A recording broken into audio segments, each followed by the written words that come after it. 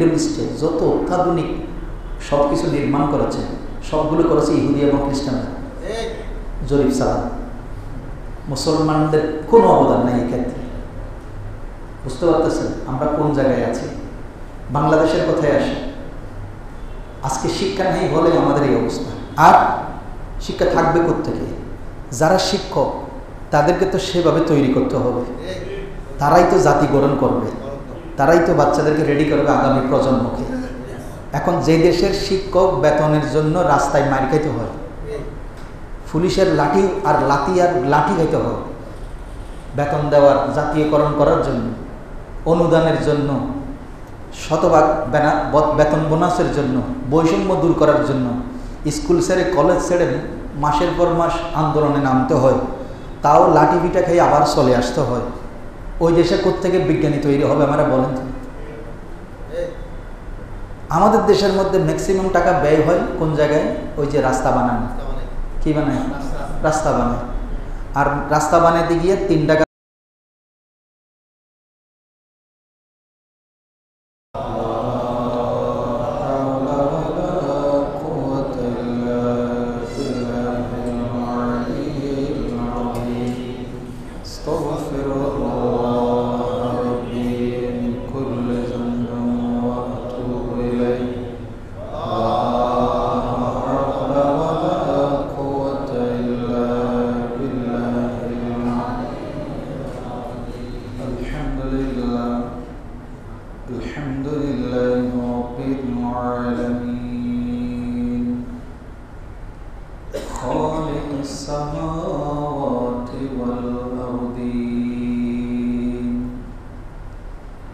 الذي أرسل نبيه رحمة للعالمين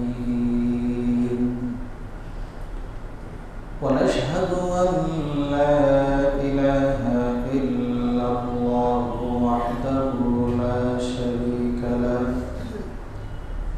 والصلاة والسلام على سيدنا ونبينا ومولانا محمد المصطفى صلى الله عليه وسلم لا نبي بعده ولا رسولا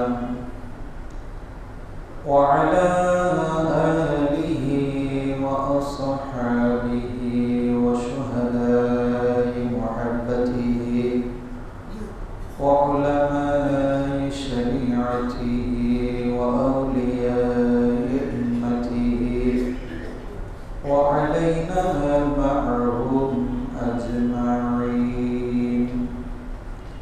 أما بعد فقد قال الله تعالى في شان حبيبه مخبرا وآمرا إن الله وملائكته يصلون على النبي يا أيها الذين آمنوا صلوا عليه وسلموا تسليما. صلى الله على محمد وآله وصحبه صلى الله على سيدنا محمد. اللهم صل على سيدنا مولانا محمد وعلى آل سيدنا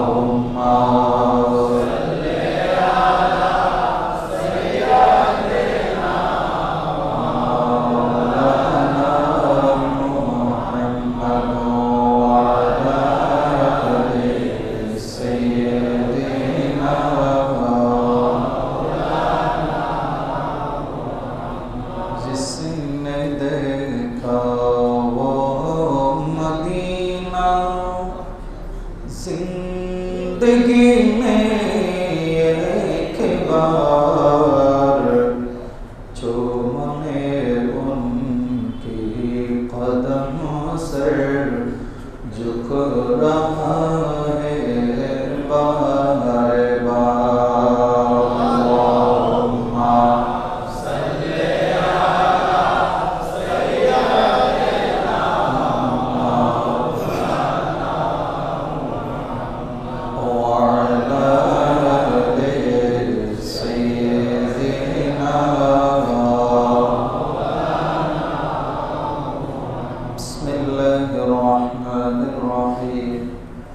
وإذا أراد الله بقوم سوءا فلا مرد له وما لهم من دونه من وال صدق الله مولانا العظيم وبلغنا رسوله النبي الحبيب الكريم مولاي رب صل وسلم وبارك عليه।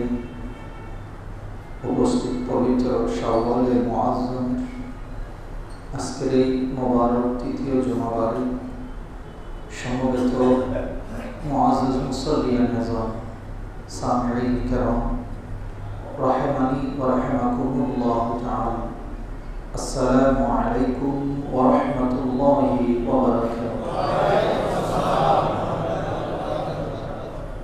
আল্লাহ পাক জাল্লা জালালুহু खालिक व मालिक राज़िक हन्नान व मन्नान जब्बार व क़हार सत्तार अयूब गफ़्फ़ार ज़ुनूब মহান রবের দরবারে অসংখ্য অগণিত শুকরিয়া জ্ঞাপন করছি। আল্লাহ পাক আমাদেরকে পবিত্র এই জুমাবারে হায়াতে তৈবা দিয়ে আল্লাহর ঘর পর্যন্ত পৌঁছার, আল্লাহর তারিফ করার, আল্লাহর দরবারে সিজদা দেওয়ার সুযোগ দিয়েছেন।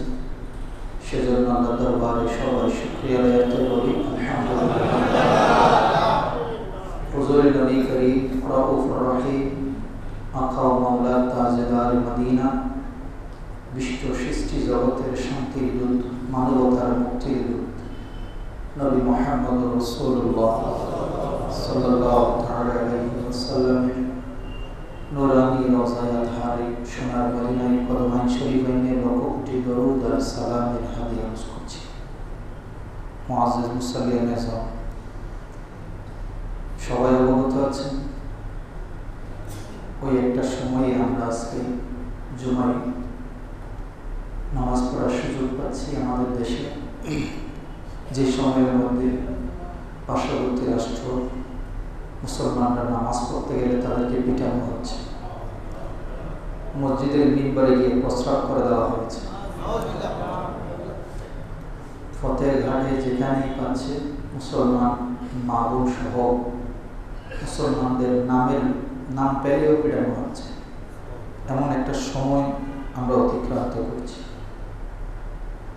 তো এখন এতদিন আমরা সবাই ফিলিস্তিন নিয়ে কথা বলছি, দেশের মধ্যে সবাই ফিলিস্তিনের কথা, লং মার্চ, সভা, সেমিনার, খুতবা, বয়ান, সব জায়গায় ফিলিস্তিনের কথা। কিন্তু আমাদের পার্শ্ববর্তী রাষ্ট্রের সেম ফিলিস্তিনের অবস্থা চলছে। তার মানে সবগুলো একই সূত্রে গাথা। রসুনের কোয়া আছে না, কোয়া আলাদা আলাদা, গোটা কিন্তু জি মূল একটা। এক কথার সবার মিশন একটাই, মুসলমান নিধন করো। তো এখন আমার প্রশ্ন হচ্ছে, মুসলমানরা কি করছে? এখন মুসলমানদের যারা আছেন তাদের বিপক্ষে বললে তাদের দোষগুলো ধরাইয়া দিলেও দোষ। দেখা যাচ্ছে সৌদি আরবের বর্তমান অবস্থা আপনারা অনেকেই দেখেছেন মিডিয়ায়, যারা সৌদি আরব থেকে ভিডিও ছাড়ছে তারা বলছে বাইরে আল্লাহর ওয়াস্তে ফিলিস্তিনের পক্ষে আন্দোলন কর, ঠিক আছে, কিন্তু সৌদির বিরুদ্ধে কিছু বলিস না। আমরা খুব নাজুক অবস্থায় আছি, করুণ অবস্থায় আছি আমরা। যেমন গতকালকেও অনেক লোক পাঠিয়ে দেওয়া হয়েছে, তো ওনারা বিমানবন্দরে সাংবাদিককে উত্তর দিচ্ছেন। আমাকে বলা হলো যে বেকামা একামা দেখা। তো একামা দিলাম, দেওয়ার পরে সে দেখে মানে আমার মেয়াদ আরও 9 মাস আছে, একামাতে আমার মেয়াদ 9 মাস আছে। সে কি করলো, আমার একামাটা পকেটে ঢুকালো, আমার কলার ধরে আমাকে জেলখানে নিয়ে গেল। ঠিক সেইভাবে অনেকজন থেকেই সাংবাদিকরা যত ইন্টারভিউ নিয়েছে সবার সেম কথা, কারো 3 মাস, কারো 8 মাস, কারো 9 মাস, কারো 10 মাস, কারো 11 মাস একামার মেয়াদ এখনও আছে, স্টিল আছে।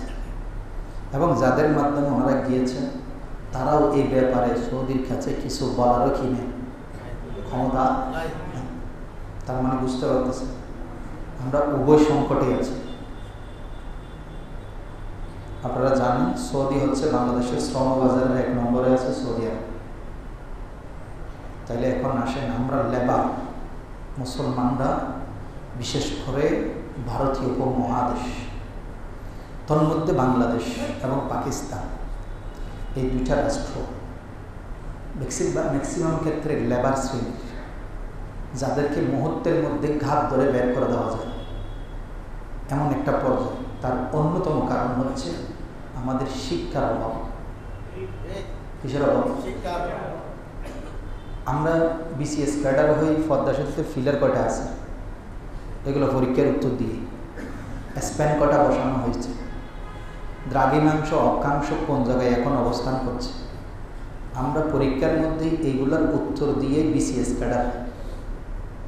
আর ঠিক তার উল্টো পিঠে যেগুলো ধনী রাষ্ট্র, জাপান, জার্মান, ইটালি, চীন, আমেরিকা, যে রাষ্ট্রগুলো আছে, তারা পদ্মা সেতুতে কয়টা স্প্যান বসাইছে এটা নিয়ে পরীক্ষা নেয় না।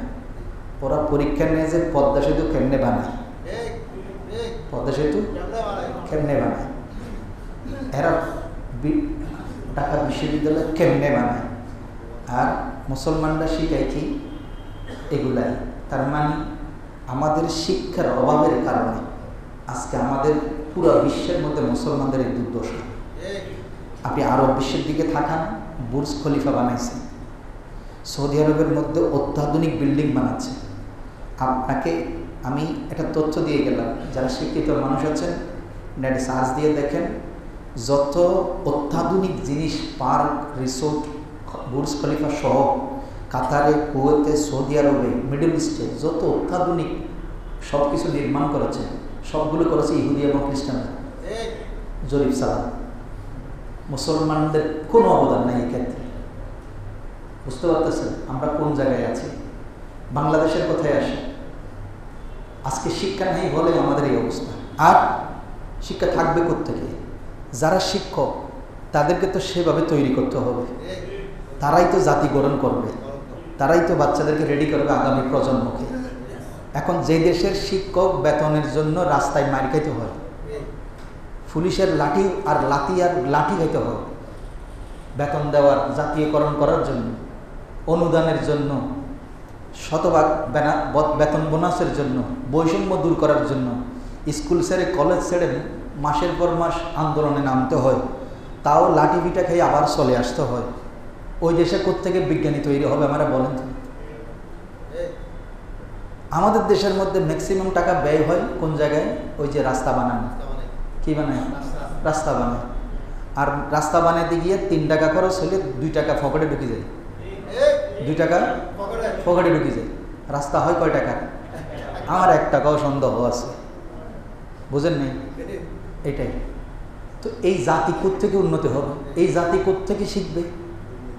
একদম 53 বছরের ইতিহাসে, বাংলাদেশের 53 বছরের ইতিহাসে কোনো সরকারই শিক্ষা ব্যবস্থাকে আধুনিক পর্যায়ে নিয়ে যাওয়ার জন্য কোনো পদক্ষেপ গ্রহণ করে না। যা করেছে শুধু নিজেদের পকেটে ঢোকানোর জন্য করেছে। কিসের জন্য? বাস্তবসম্মত কথা বলছি। যদি আপনার খারাপ লাগে আপনি সার্চ দিয়ে দেখেন। এই যে কিছুদিন আগে একটা শিক্ষা পরিকল্পনা একটা বাংলাদেশে চালু হয়েছিল, গত 2 বছর আগে নতুন একটা শিক্ষা ব্যবস্থা চালু হয়েছিল। এই শিক্ষা ব্যবস্থার শিক্ষকদেরকে, মানে আমরা আর কি, শিক্ষক মানে আমরা শ্রমিক মনে করি, সোজা বাংলায় আমরা শ্রমিক মনে করি। শিক্ষক হওয়ার জন্য শিক্ষকের স্ট্যাটাস কি সেটা আমাকে শিখতে হবে ওমর বিন আব্দুল আজিজের কাছ থেকে। ওমর বিন আব্দুল আজিজ ইসলামের 5ম খলিফা, যিনি সর্বপ্রথম ইসলামী জগতের প্রথম মুজাদ্দিদ হচ্ছেন ওমর বিন আব্দুল আজিজ। সেই ওমর বিন আব্দুল আজিজ আজকের থেকে 1300 বছর আগে, 1200 বছর, 1250 বছর আগে অনুধাবন করেছিল, মুসলমানকে যদি পুরা বিশ্বের মধ্যে নেতৃত্ব দিতে হয়, শিক্ষা ব্যবস্থার উন্নয়ন ছাড়া কি নেই, কোনো বিকল্প। শিক্ষকদেরকে আমাকে তৈরি করতে হবে। আপনি চিন্তা করেন, আজকের থেকে 1250 বছর আগে সে ওমর বিন আব্দুল আজিজ যখন ক্ষমতায় বসেছেন উমাইয়া খলিফাদের, তখন উনি সেই সময়ে শিক্ষকদের বেতন যেটা ছিল 10 দিনার, 12 দিনার, 15 দিনার, সেটাকে তিনি 100 স্বর্ণ মুদ্রায় উন্নত করে দিয়েছেন। তার মানে শিক্ষক জাতিকে দুনিয়ার আর কোনো লোক থাকতে পারবে না। ওনার সার্বিক চাহিদা পূরণ করা, এটা আমি সরকারের দায়িত্ব। ওনাদের দায়িত্ব হচ্ছে একটা মুসলিম একদম আধুনিক জাতি তৈরি করে তোলা। সেটা উনি 1250 বছর আগে অনুধাবন করেছিলেন, পেয়েছিলেন তার সুফল আব্বাসীয় খলিফারা। আব্বাসীয় খলিফা মামুন স্পেনের কর্ডোবাতে বিশাল বিজ্ঞানাগার তৈরি করেছেন। সেই ধারাবাহিকতায় আজকে সেই মুসলমানদের জ্ঞান চুরি করে আজকে পৃথিবীর মধ্যে ইহুদি খ্রিস্টানরা বড় বিজ্ঞানী হয়ে গেছে, কিন্তু মুসলমানদের কাছে কিছুই নেই। মুসলমান আছে বিলাসিতায়, মুসলমান আছে কোথায়? বিলাসিতায়, শর্টকাটে পয়সাওয়ালায়, শর্টকাটে পয়সাওয়ালায়। আপনাদের কাছে আমি এখন একটা প্রশ্ন ছেড়ে দিই, বুঝে শুনে উত্তর দিবেন। ফিলিস্তিনের মানুষ ঘরবাড়ি হারা হয়ে গেছে, মসজিদগুলো গুড়িয়ে দেওয়া হয়েছে, তারা নামাজ পড়তে পারতেছে না, মসজিদে যেতে পারছে না, বাইতুল মুকাদ্দাসের মতো জায়গায় গিয়ে নামাজ পড়ার সুযোগ পাচ্ছে না। আপনাদের খুব কষ্ট লাগছে না? জোরে বলেন, কষ্ট সবার লাগছে তো, কোনো সন্দেহ নেই। ঠিক আছে, ভারতের মধ্যে যখন আপনি ভিডিওতে দেখছেন মুসলমানদের মসজিদগুলো ঘুরিয়ে দেওয়া হচ্ছে, মুসল্লিদেরকে মসজিদ থেকে টেনে বের করে ফিটানো হচ্ছে, আপনাদের কষ্ট লাগছে না? জোরে বলেন, লাগছে কিনা? এটা সবাই স্বীকার করতেছেন। তারা এত কষ্টের মাঝেও মসজিদে যাওয়ার জন্য কাঁদতেছে, আর আমাদেরকে তো কেউ মারতেছেও না, ফিরতেছেও না। তাইলে আমাদের মসজিদে ফজরের সময় খালি কেন? বলে ওদেরকে ফিরতেছে, মসজিদে নামাজ পড়তে পারতেছে না, বাইরে করে ফিটাচ্ছে, মসজিদে যেতে দিচ্ছে না, আপনার খারাপ লাগতেছে, কিন্তু আপনাকে তো কেউ ফিটাইও নাই, মারেও নাই, আপনি কেন মসজিদে আসেন না? আপনার পাশের মসজিদ কেন খালি? রমজানে যে মসজিদের মধ্যে ফজরের সময় 2 তলা মসজিদ ফুরাই যায়, রমজানের পরে 2 কাতারও হয় না। উত্তর আছে? এটা হইল মাছের মার পুত্র শোকের মতো। বাগদারায় যদি বলি, আমরা কাঁদি আরেকজনেরটা দেখে, কিন্তু নিজেরটা নিজেই করি না, এই জন্য আযাব চলে আসছে। আল্লাহ বলছেন, এই আয়াতটাই আমি আজকে তেলাওয়াত করেছি, ওয়াইযা আরাদাল্লাহু বিকওমিন সুআন, যখন মহান আল্লাহর এরাদা হয় মুসলমানের নৈতিক চরিত্রের অবক্ষয় হয়, তাকওয়া চলে যায়, আল্লাহর ভয় ভীতি অন্তর থেকে উঠে যায়, আল্লাহর উপরে তাদের ভরসা থাকে না, তখন আমি আল্লাহ যখন এরাদা করি যে এদেরকে একটা মুসিবত দিব, পরীক্ষা করব আমি, ফালা মারাদ্দালা, এই মুসিবত দূর করার ক্ষমতা পৃথিবীর কারো নাই, ওয়ামা লাহুম মিন দুনিহি মিন ওয়াল, এবং তাদেরকে যে সাহায্য করবে এরকম সাহায্যকারীও পৃথিবীতে কেউ হয় না। তাহলে সাহায্যকারী কে? আল্লাহ। জোরে বলেন আল্লাহ।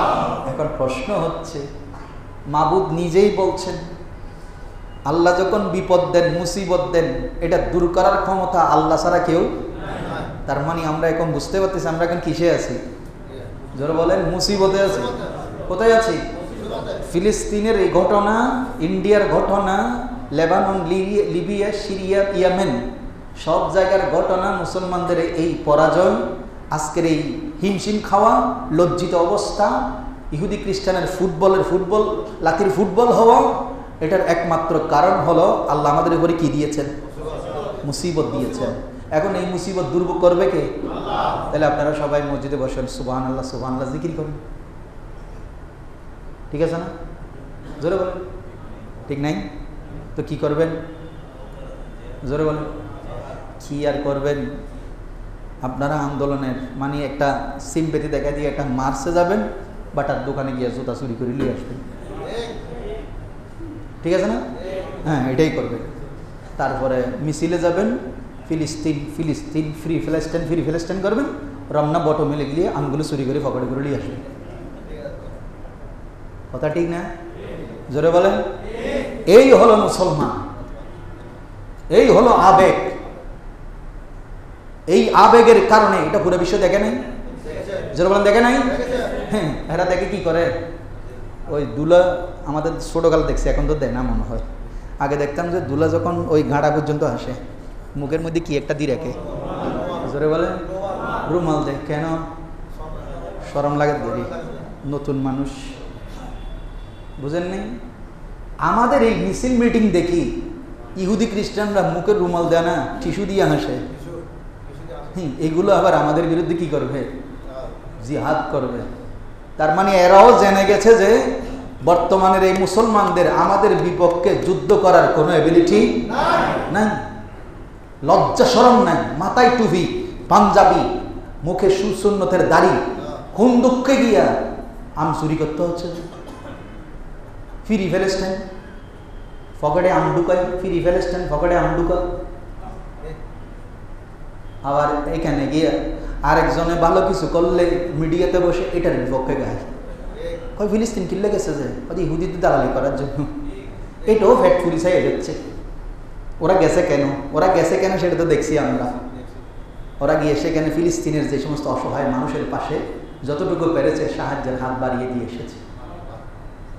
এটা নিয়েও টক শো, এটা নিয়েও কি ওইদিকে ফিলিস্তিনের মারি ঘুরে ফেলতেছিনি, আর এরা ফিলিস্তিন গেছে কেন সফরে, এটা নিয়ে টক শো করি, এখানে আমচুরিরা টক শো করি ঘুরে ফেলতেছে, বিউ বাড়াচ্ছে। কি বাড়াচ্ছে?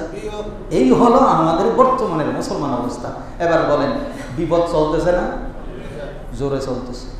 আলহামদুলিল্লাহ, আপনাদেরকে দাওয়াত দিচ্ছি, যারা হকপন্থী, যারা সত্যিকার অর্থেই ফিলিস্তিনের জন্য কাঁদবে, সেই সালাউদ্দিন আইয়ুবীর উত্তরসূরি, যাদের হয়তো এখন শক্তি সামর্থ্য নাই, সেরকম সালাউদ্দিন আইয়ুবীর মতো লিডার নাই, কিন্তু অন্তর কাঁদে, সে হকপন্থী সুন্নি আলেমরাও আপনাদেরকে ডাক দিয়েছে আগামী 26শে এপ্রিলে।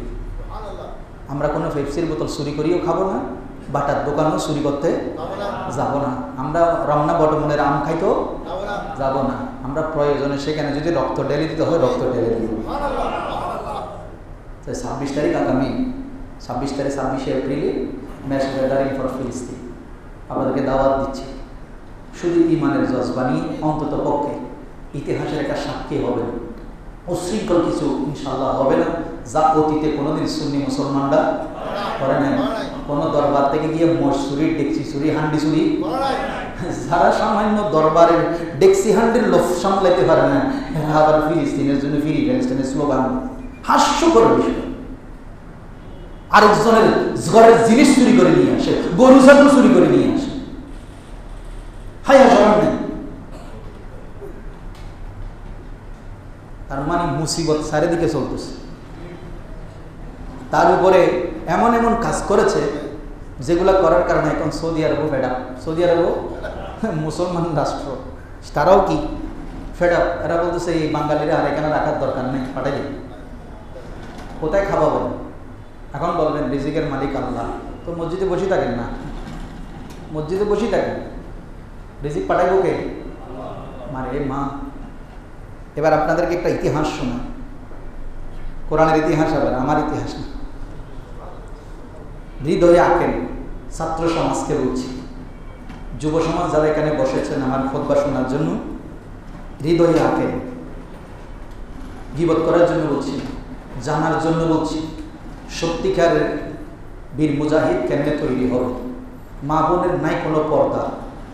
আচ্ছা, এই সমস্ত মা বোন যেগুলো ভিউ বাড়ানোর জন্য, লাইক পাওয়ার জন্য, কমেন্টস পাওয়ার জন্য নিজের শরীরকে বিক্রি করে ফেলতেছে ফেসবুকে, ইউটিউবে।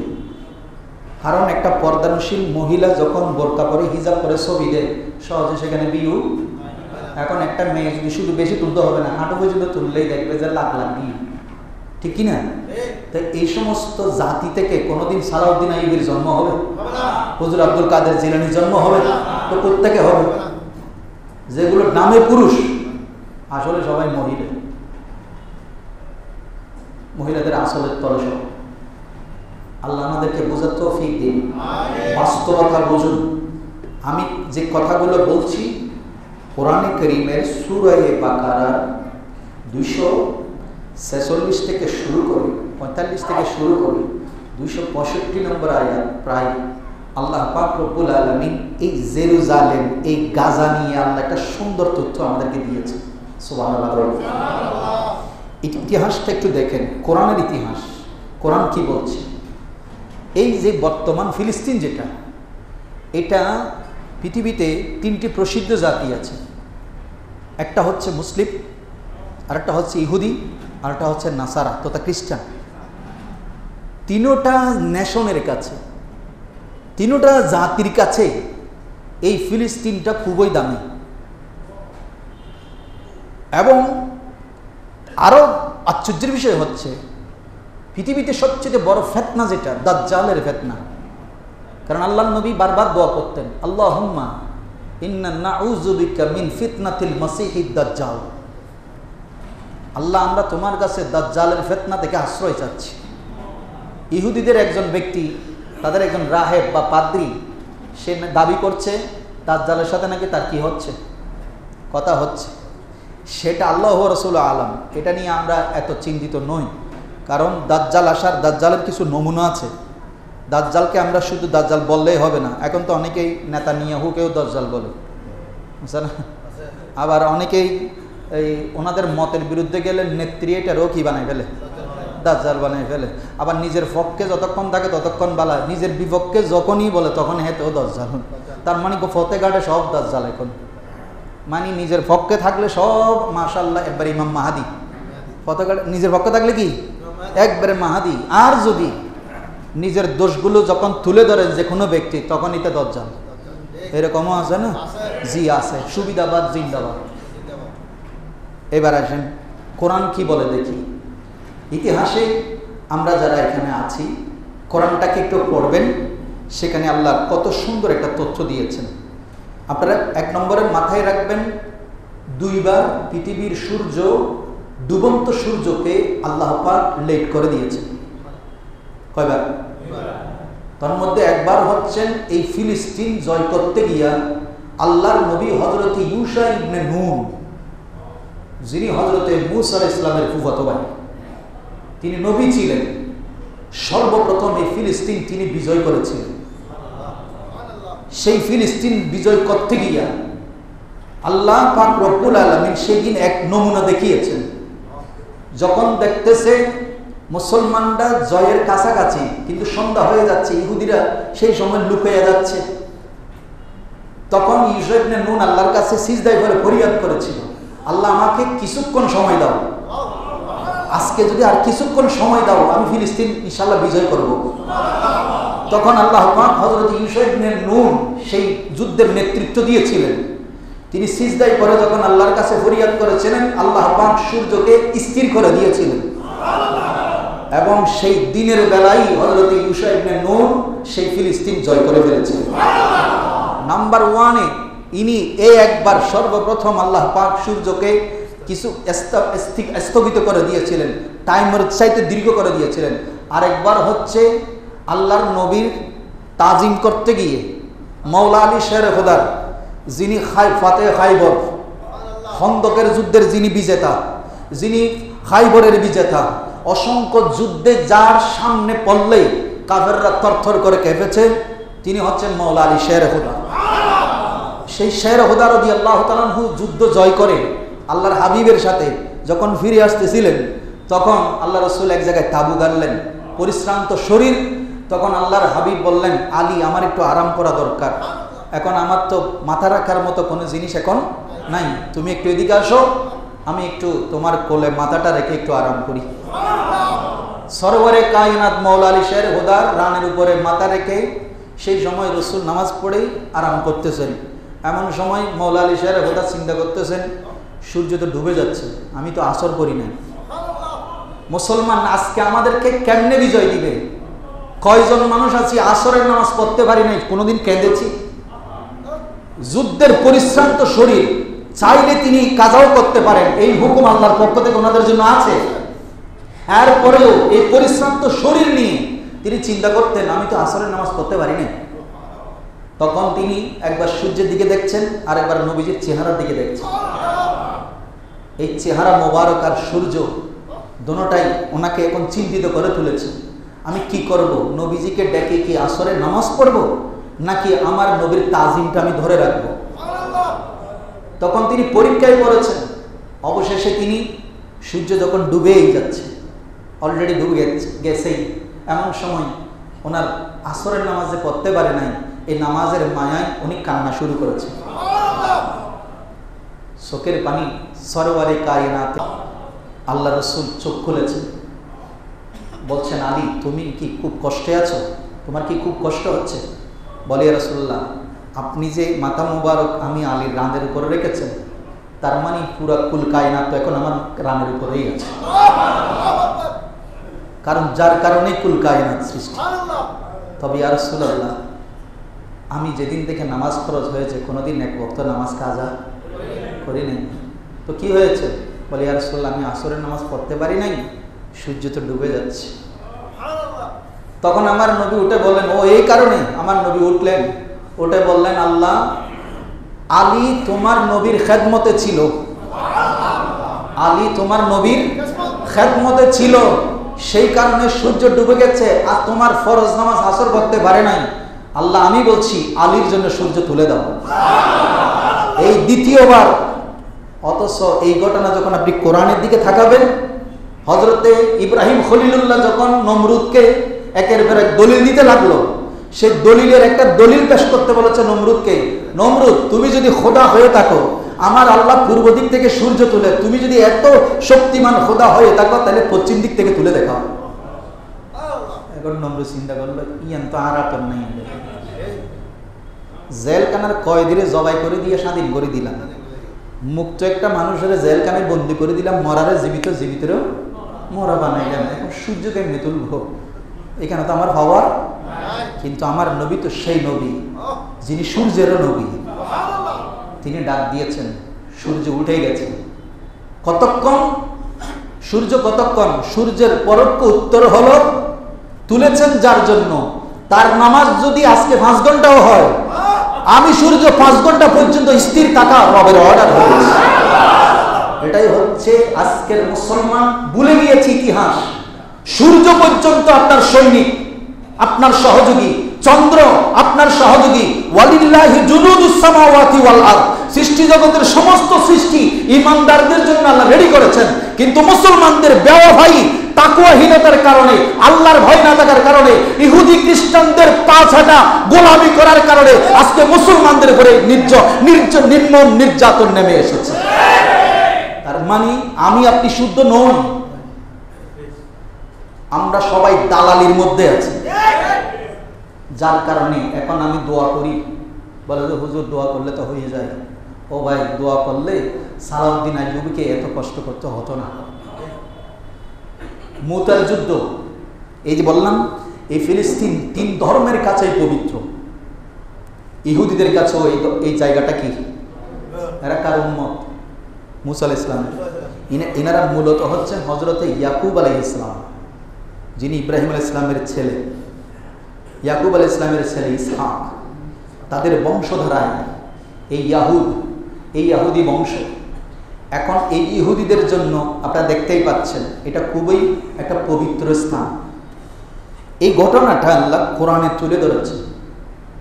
এই ইহুদিরা যে কি পরিমাণের বর্বর জাতি, আপনারা জানলে অবাক হবেন। সেখানেই এই ইহুদিরাই, এই জেরুজালেমেই হযরতে জাকারিয়া আলাইহিস সালামের ছেলে, যিনি হযরতে মরিয়ম আলাইহিস সালামের হুজরায় তথা বাইতুল মুকাদ্দাসের মিম্বরে দাঁড়িয়ে দোয়া করেছিলেন, রব্বি হাবলি মিন লাদুনকা যুররিয়াতান তাইয়্যিবাতান ইন্নাকা সামিউদ দুআ। হযরতে মরিয়ম আলাইহিস সালামের সেই হুজরা থেকে দোয়া করার সাথে সাথেই আল্লাহ বলছেন, ফাবাশশারনাহু বিয়াহইয়া, আমি দোয়া হাত নামাই নাই, সাথে সাথেই আমি তাকে একজন শাকের বান্দার সন্তানের শুভ সংবাদ দিলাম, যার নাম হযরতে ইয়াহিয়া। এই হযরতে ইয়াহিয়া আলাইহিস সালামকে জলজ্যান্ত এই বাইতুল মুকাদ্দাসে জবাই করে হত্যা করেছে ইহুদিরা। আজকে আমি আপনি কাঁদছি, আমার ভাইদেরকে ঘর বাড়ি হারা করে দিয়েছে, বাইতুল মুকাদ্দাসে মুসলমানদেরকে ঢুকতে দিচ্ছে না, গাজাকে তছনছ করে দিয়েছে। এদের ইতিহাস আজকের নয়, কোরআন বলছে এই ইতিহাস তখন থেকে শুরু। 1000 নবীকে নির্মমভাবে পৃথিবীর জমিনে যারা হত্যা করেছে, নবী নবী, তার মানে বুঝতে পারতেছেন এরা কত নির্মম। কিন্তু মুসলমানদের ইতিহাসে কোনোদিন নবীর গায়ে একটা হাত তুলেছে এরকম কোন ইতিহাস?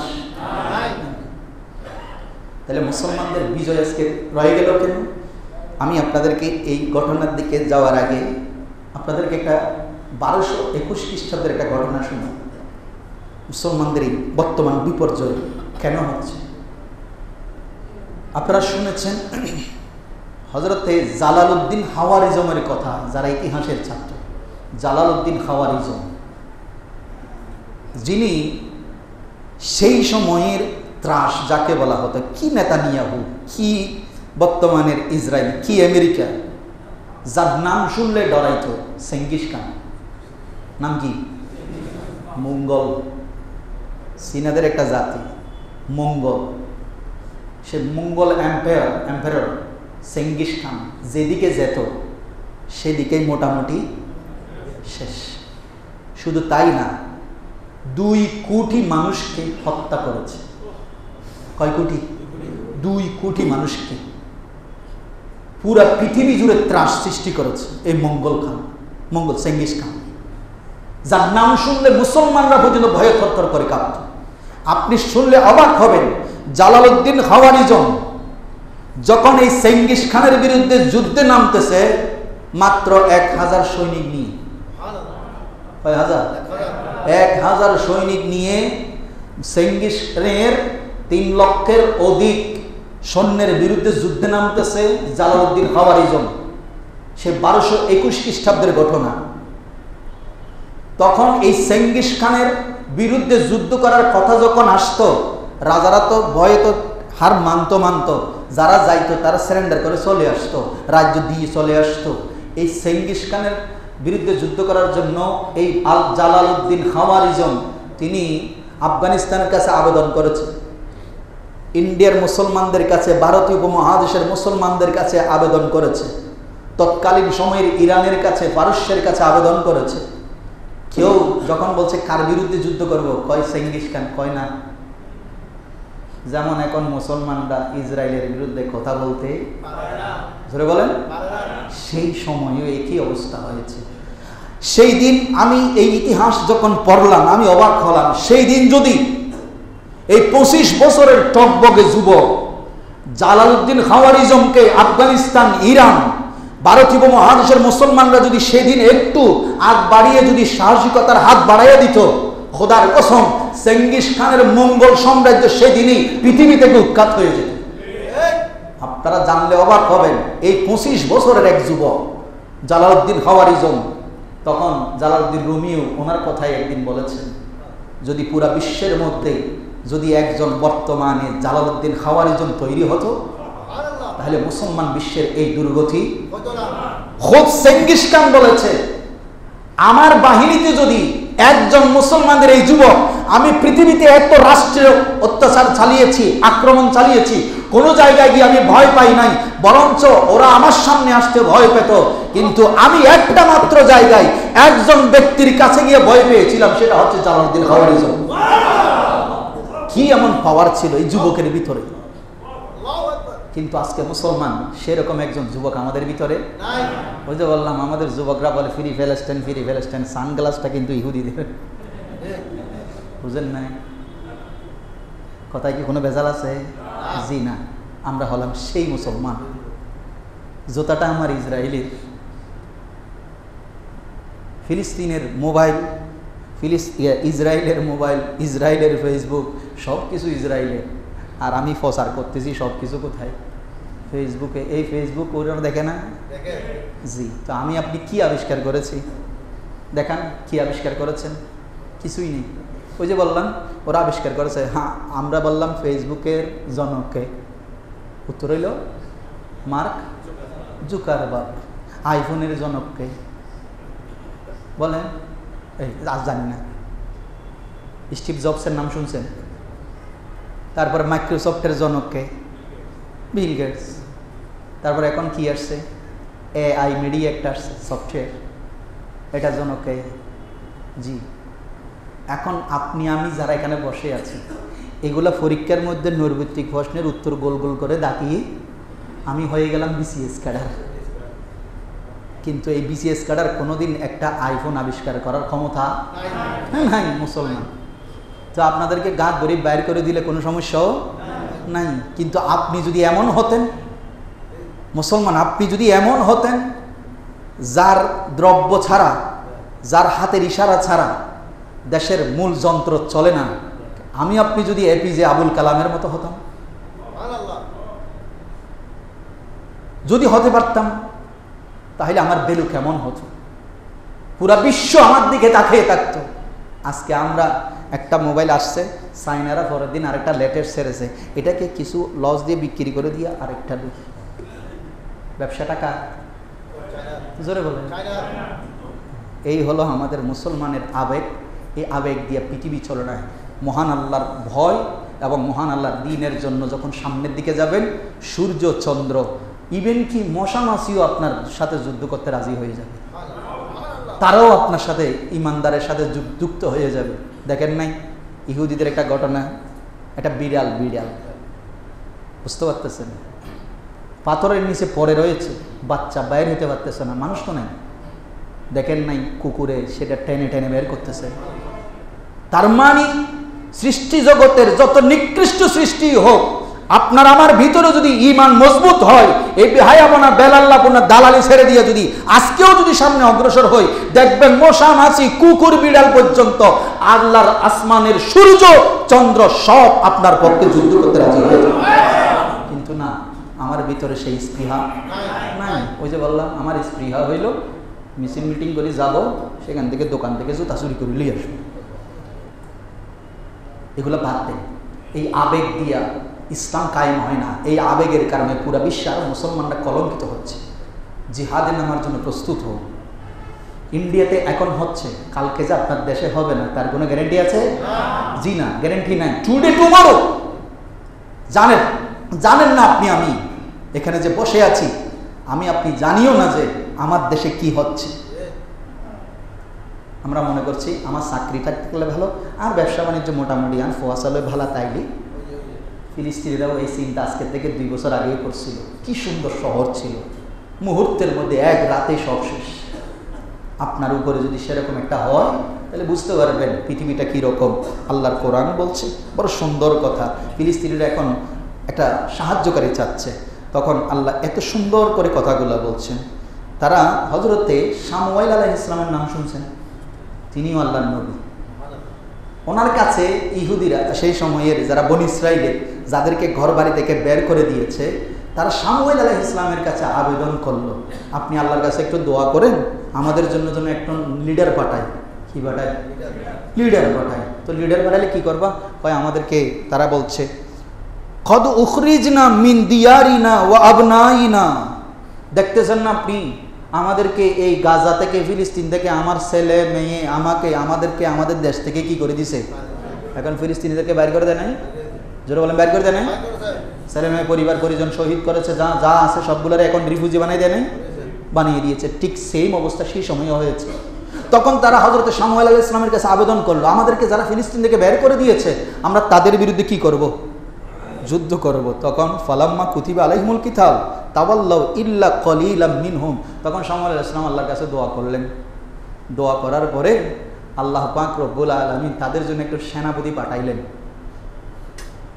রোমিও জুলিয়েটের কিচ্ছা শুনেছেন? হ্যাঁ, শুনেন না? আলোচনা এখানে শেষ করি। এই জুলিয়েট, যাকে কোরআনের মধ্যে জালুদ বলা হয়েছে, আপনারা যারা সাহিত্যের স্টুডেন্ট, তারা এই প্রেমের কাহিনী পড়ে বড় খুশি হন। ইতিহাস কি বলে জানেন? এরা ছিল ইমানদারের দুশমন। এই জুলিয়েট তথা জালুদকে হত্যা করার জন্য আল্লাহ হযরতে দাউদ আলাইহিস সালামকে মনোনীত করেছিলেন। মুসলমান, কোরআন খুলেন, চোখ কান খোলেন, মৃত্যু আপনার সামনে, মরবেন, কিন্তু মরাটা যেন খালিদ বিন ওয়ালিদের মতো হয়, মরাটা যেন সে জালালউদ্দিন খাওয়ারিজমের মতো হয়। আপনারা, আমি যে ঘটনা শুরু করেছি, জালালউদ্দিন খাওয়ারিজম এই 1000 সৈনিক নিয়ে চেঙ্গিস খানের পুরো বাহিনী তছনছ করেছে। তার ডান হাত ছিল তার জামাতা, তাকে নৃশংসভাবে হত্যা করেছে যুদ্ধের ময়দানে। তার ছেলে যুদ্ধ করতে এসেছে 1000 লস্কর নিয়ে, মুহূর্তের মধ্যে কচু কাটা করে জাহান্নামে পাঠিয়েছে। এই ঘটনা যখন চেঙ্গিস খানের কানে পৌঁছালো, কি এমন যুবক, পৃথিবীর সমস্ত এম্পায়ার আমাকে দেখলে আমার নাম শুনলে ভয় পায়, কি এই যুবকের ভিতরে কি আছে আমি দেখব। সেই নিজে 3 লক্ষ বাহিনী নিয়ে এই জালালউদ্দিন খাওয়ারিজমের বিরুদ্ধে যুদ্ধ অবতীর্ণ হলো। আশ্চর্যের বিষয় কি জানেন, মুসলমানদের এই যে দ্বন্দ্ব, এই দ্বন্দ্বটা তখনও শুরু হয়ে গেছে। জালালউদ্দিন খাওয়ারিজমের অন্যতম সেনাপতি ছিলেন হযরতে সাইফুদ্দিন, বীর মুজাহিদ ছিলেন। গনিমতের মাল নিয়ে, এখন আমাদের দেশে গনিমত আসেনি, গনিমতের মাল নিয়ে যুদ্ধ জয়ের পরে যখন ধাক্কাধাক্কি হলো, বাড়াবাড়ি হলো, যে গনিমতের মালের জন্য আপনার একটা ঘটনা ঘটেছে, উহুদের যুদ্ধে মুসলমানরা কি হয়েছে, বিপর্যয়ের সম্মুখীন হয়েছে। ঠিক সেই ঘটনা জালালউদ্দিন খাওয়ারিজমের সময় হয়েছে। তখন তিনি বুঝিয়ে শুনিয়ে সাইফুদ্দিনকে আবার দলে এনেছেন। রাত্রের বেলায় যখন শুনতে পেল চেঙ্গিস খান আসতেছে, বুঝিয়ে শুনিয়ে আনার পরেও সাইফুদ্দিনের মন যে ভেঙে গেছে, তিনি সেখানে ওনার সৈন্যবাহিনী নিয়ে পালাই গেলেন রাত্রের অন্ধকারে। যখন চেঙ্গিস খানের মাথায় যখন মেসেজ পৌঁছলো ওনার কাছে, জালালউদ্দিনের সাথে ওনার সেনাপতিরা অনেক সৈন্য নিয়ে পালিয়েছে, এই সুযোগে চেঙ্গিস খান আক্রমণ করলো। মজার বিষয় কি জানেন, কেমন সাইফুদ্দিন খালিদের মতো বীর মুজাহিদ ছিলেন এই জালালউদ্দিন খাওয়ারিজম। এই লক্ষ লক্ষ সৈনিকের ভিতরে জালালউদ্দিন খাওয়ারিজম 1000 সৈন্য যেগুলো ছিল সেগুলো নিয়ে যুদ্ধে নামলেন, অতর্কিত হামলা করলেন। হাজার হাজার চেঙ্গিস খানের সৈন্য মুহূর্তের মধ্যে কচু কাটা করে তিনি তখন টার্গেট করলেন, এখন আমার সৈনিকরা সবাই শেষ, আমি আছি শুধু। ইমাম হোসাইনের অবস্থা হয়েছে যেদিনটা, তখন তিনি চিন্তা করলেন আজকে আমি ইতিহাস ক্লোজ করতে চাই। কি পরিমাণের সাহস মুসলমান যুবকের ভিতরে। তিনি সেই বীর দর্পে যুদ্ধ করতে করতে চারিদিকে ওনাকে ঘিরে ফেলা হয়েছে। এই সময়ও তিনি তরবারি চালাইতে চালাইতে ইনি বললেন, আমি আজকে আর কোনো সৈনিকের দিকে আমার নজর নাই, আমি শুধু গিয়েছি চেঙ্গিস খানকে একটু ধরে দেখব। গিয়েছেন। আশ্চর্যের বিষয় কি জানেন, এই কঠিন অবস্থায়ও জালালউদ্দিন খাওয়ারিজম চেঙ্গিস খানকে গোড়া থেকে নামিয়ে সিনার উপরে বসে গিয়েছেন। কি সাহস, চারিদিকে ঘিরে রয়েছে, ওনাকে চারিদিক থেকে আক্রমণ করা হচ্ছে। অবশেষে চেঙ্গিস খান যখন দেখলো আজকে আর রেহাই নাই, জীবনে কোনোদিন এইরকম মুহূর্তের সম্মুখীন সে আগে হয় নাই, এই যুবকের এত সাহস, তখন তিনি বের হয়ে তাড়াতাড়ি করে ওকে টেনে, ওনাকে ছুরি অলরেডি বসিয়েও দিয়েছেন, তার শরীরে আঘাত হয়েছে, তাকে টেনে সৈনিকরা ভিতরে ঢুকাই ফেলছে, মানে পুরো সৈনিকের ভিতরে চেঙ্গিস খানকে লুকাই ফেলছে। এমন সময় ওনাকে যখন চারিদিক থেকে ঘিরে ফেলা হলো, দেখতেছে তখন চেঙ্গিস খান আহত অবস্থায় বলছে, জালালউদ্দিনকে মেরে ফেলো না, ওকে আমি জীবিত চাই। মুসলমানের এই যুবকের ভিতরে কি এমন সাহস আছে আমি দেখতে চাই। পৃথিবীতে কোনো এম্পায়ার আমার সামনে দাঁড়াই নাই, আজকে এই যুবক আমার জামাতাকে হত্যা করেছে, আমার সন্তানকে হত্যা করেছে, আমার লক্ষ লক্ষ সৈনিক সে মেরে ফেলেছে, আমি তাকে দেখতে চাই, জীবিত দেখতে চাই। তখন জালালউদ্দিন খাওয়ারিজমের ঈমান দেখেন, সাহস দেখেন। তিনি এই যুদ্ধটা চলতেছে সিন্ধু নদের পাশাপাশি কান্দাহারে, কান্দাহার সিন্ধু নদের পাশে। সেই কান্দাহারে তিনি যখন দেখলেন তারা তাকে জীবিত ধরতে চাচ্ছে, মারতেছে না, জীবিত ধরার জন্য এগিয়ে আসতেছে, তিনি দ্রুত গতিতে ঘোড়া নিয়ে একটা টিলার উপরে উঠে গেলেন। তো তিনি দেখতে পেলেন এদিক দিয়ে চেঙ্গিস খানের সৈন্যরা সবাই আসতেছে, আর ওইদিকে উনি লাফ দিলে, যেই নদী খরস্রোতা নদী, লাফ দিলে সেখানে নিচে যাওয়া ছাড়া আর ফিরে আসার কোনো সুযোগ নাই। কিন্তু এই যুবকের সাহস, ইমান, আফরোজ এমন মজবুত, তিনি কি করলেন, চেঙ্গিস খানের দিকে মাথা উঁচিয়ে টিলার উপরে দেখে বললেন, মুসলমান, পরাজয় বরণ করতে আসি নাই। ওই সময় বলছে পরাজয় বরণ করতে আসি নাই। সাহস নিয়ে তিনি কি করলেন, যেহেতু জীবিত ধরলে ওনাকে অন্য কিছু করবে, সেজন্য তিনি ঘোড়া সহ সিন্ধু নদের মধ্যে কি দিয়েছেন, লাফ দিয়েছেন। এখন চেঙ্গিস খান সৈনিক সহ অবাক নয়ন থাকিয়াছে, কারণ তারা মনে করছে ঘোড়া সহ যখন লাফ দিছে ঘোড়াও শেষ, ইতিহাসও শেষ। কিন্তু মজার বিষয় কি জানেন, ওই যে বললাম আল্লাহ তার সাথেই আছে। কিছুক্ষণ পরে চেঙ্গিস খানের সৈন্যরা, চেঙ্গিস খান এখনো টিলার উপরে দাঁড়ায়, স্টিল দাঁড়ানো, নামে নাই। ওই পারে হযরতে জালালউদ্দিন খাওয়ারিজম উঠে ঘোড়ার উপরে দাঁড়িয়ে বলছেন, আমি মুসলমান। চেঙ্গিস খান, আমি মুসলমান। তুমি এই পর্যন্ত যাই সমস্ত মুসলমানের সম্মুখীন হয়েছ, এরা দুনিয়া লোভী ছিল, আমি জান্নাতের লোভে নেমেছি। আমি দুনিয়ার লোভে তোমার সাথে যুদ্ধে নামি নাই, আমি ইসলামের জন্য নেমেছি। তখন কিতাবের মধ্যে আসলো, এই জালালউদ্দিন খাওয়ারিজন জীবনে কোনোদিন অট্টহাসি দেন নাই, নবীর সুন্নতকে অনুসরণ করেছেন। সেই দিন একমাত্র চেঙ্গিস খানের দিকে এমন এক অট্টহাসি দিয়েছেন, এই অট্টহাসি চেঙ্গিস খানের বুকে তীরের মতো বিদ্ধ হয়েছে। এই হলো মুসলমানদের শৌর্যবীর্যের ইতিহাস। আজকে আমরা কোথায়? জেরুজালেমের জন্য কাঁদছি, ফিলিস্তিনের জন্য কাঁদছি, তারপরে ফিলিস্তিনের জন্য আবার আন্দোলন করলে মুসলমানরা আমাদেরকে বাইর করে দিচ্ছে। তারা বাইর করে দিচ্ছে না, মুসলমানরাই আমাদেরকে বের করে দিচ্ছে। এই হলো মুসলমানদের মুনাফিকের ইতিহাস, আর সেটা ছিল মুসলমানদের স্বর্ণালী ইতিহাস। মুসলমান যুবক, ইতিহাস থেকে শিক্ষা নেন, উল্টাপাল্টা আবেগী কোনো মন্তব্য করার দরকার নেই। আজকে ছিলাম কি, হলাম কি, কেন মুসলমানদেরকে হারিয়ে গেল? 1000 বছরের ইতিহাস।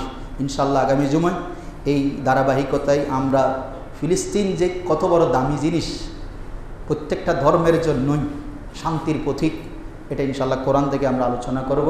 এবং আপনাদেরকে আবার দাওয়াত দিচ্ছি, যদি সময় সুযোগ হয় 26 এপ্রিলের সে সুন্দর শান্তিপূর্ণ ম্যাশ গ্যাদারিং ফর ফিলিস্তিনি যোগদান করবেন। অন্তত পক্ষে কিয়ামতের দিনে এতটুকু হইলেও বলবেন, আল্লাহ, আমি অন্তত পক্ষে আমার ভাইয়ের কাছে যেতে না পারলেও আমি আমার তৌফিক অনুযায়ী একটা কী করেছি, আন্দোলনে শরিক হয়েছিলাম। এটা ছিল আমার দুর্বল ইমানের পরিচয়। আল্লাহ আমাদের সবাইকে কবুল করুন। এখানে